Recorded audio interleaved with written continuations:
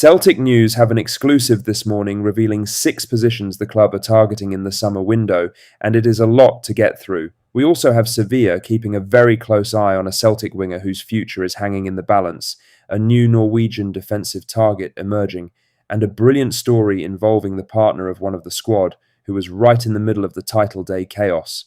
Let's get into it, but first make sure you like this video and subscribe to the channel for more Celtic content. Celtic are targeting as many as 6 new signings this summer as the club prepares for a major rebuild ahead of next season, and Celtic News can reveal the positions the scouting staff are already working on. The first priority is a goalkeeper. With Kasper Schmeichel having confirmed his retirement this week, Celtic want to bring in an experienced stopper to compete with Viljami Sinisalo. Ross Duhan remains at the club, but the preference is for someone with more experience given the demands of a Champions League qualifying campaign. A left-back deputy is also on the list. Marcelo Saraki returns to Boca Juniors at the end of his loan, with no offer currently on the table from Celtic, which means that position will need addressing. It is understood the club have not yet approached Boca for negotiations. A striker is one of the top priorities. Tomas Kvankara heads back to Borussia Mönchengladbach, and Dyson Maida's future is also unclear, which means attacking reinforcements at the top of the pitch are badly needed. A centre-back is wanted too, with West Bromwich Albion's George Campbell understood to be a legitimate target. One player not expected to make the move to Parkhead is Polish prospect Oskar Wojcik, and in midfield, Celtic are looking for 2 different profiles. Scouting staff are running the rule over combative number 6 types, as well as box-to-box number 8s. That search could signal the end for Reo Hatate, who struggled to nail down a place under O'Neill towards the end of the season and was left out of matchday squads entirely on several occasions.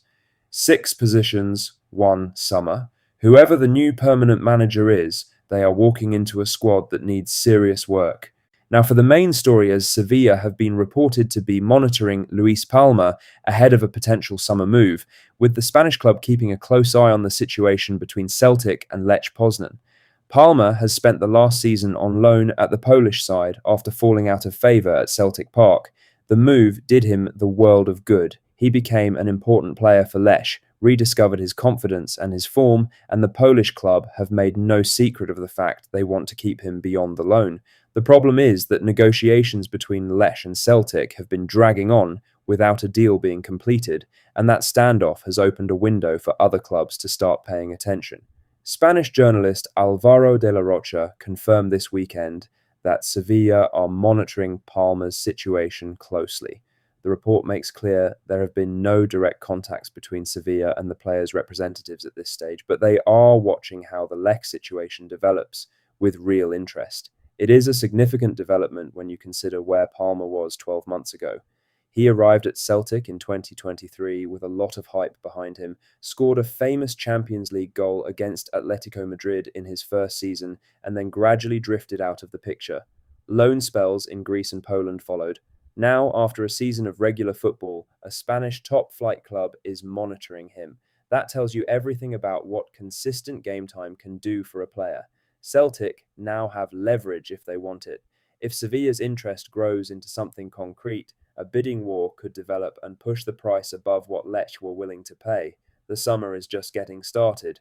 In other news, a new defensive name has emerged in connection with Celtic with the Norwegian press, reporting that the Scottish champions are showing concrete interest in Sandefjord centre-back Zinedine Smailovic. Norwegian outlet TV2 broke the story, reporting that Celtic are among the clubs watching the 22-year-old who has built a strong reputation in the Norwegian top flight. Smailovic is a left-footed central defender and is valued at around £3 million by his club. Now, there is an interesting wrinkle here. Celtic already have left-footed centre-back options in the building. Austin Trusty and Liam Scales both operate on that side of the defence. Scales recently signed a new contract, so he is not going anywhere. The more interesting question surrounds Trusty. The American is about to go into a World Cup representing the United States on home soil. If he performs well in front of a global audience, the interest in him from clubs abroad could escalate very quickly. A strong tournament could fundamentally change his market value, and give Celtic an opportunity to cash in at a time of maximum demand. If that is the thinking behind looking at Smilovic, then there is a logic to it. You do not wait until your player leaves to start looking for a replacement. At 22, left-footed and already playing consistently in European football, he fits the profile of player Celtic have targeted in recent transfer windows. Nothing is imminent, but this is one to watch as the summer builds up.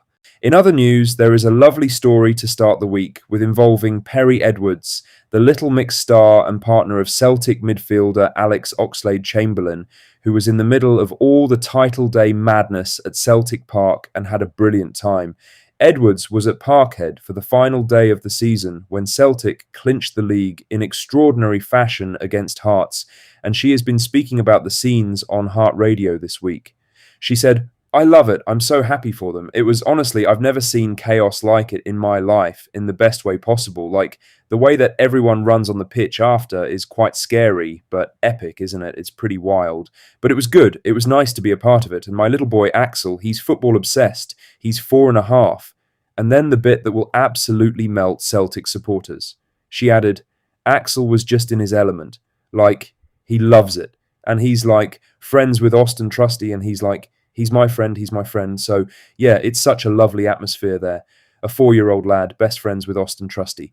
That is one of the stories of the season right there. For Oxlade-Chamberlain himself, the summer brings a big question. He signed a short-term deal in February, made 12 appearances, scored 2 important league goals, and also netted in the Scottish Cup shootout at Ibrox. Celtic hold a 1-year option on his contract, but there has been no firm confirmation yet on whether they intend to trigger it. The decision will likely rest with whoever the new permanent manager turns out to be. Lastly, the Celtic women's team rounded off an incredible weekend for the club by winning the Scottish Cup final on Sunday, beating Rangers to complete a domestic double of their own. It has been a remarkable season for women's football at this club. The first team's men winning the Premiership title and Scottish Cup was the main story, but the women's team have been matching the achievement step for step throughout the campaign. Sunday's final saw them send Rangers packing and lift the trophy in front of a crowd that has continued to grow as interest in the women's game in Scotland keeps building. This is a club that is growing in every direction right now. A league title, a men's Scottish Cup, a women's Scottish Cup. Whatever questions remain about the manager, the transfer window, and what comes next for the squad, this is a club that finds a way to win. Multiple trophies across 2 teams in one season is not easy. The standards at Celtic Park right now are exceptional, and the women's team deserve every bit of the recognition that comes their way. That's all the latest Celtic news for today. Make sure to hit that like button, subscribe if you haven't already, and drop a comment below with your thoughts. I'll see you in the next one. Hail, hail.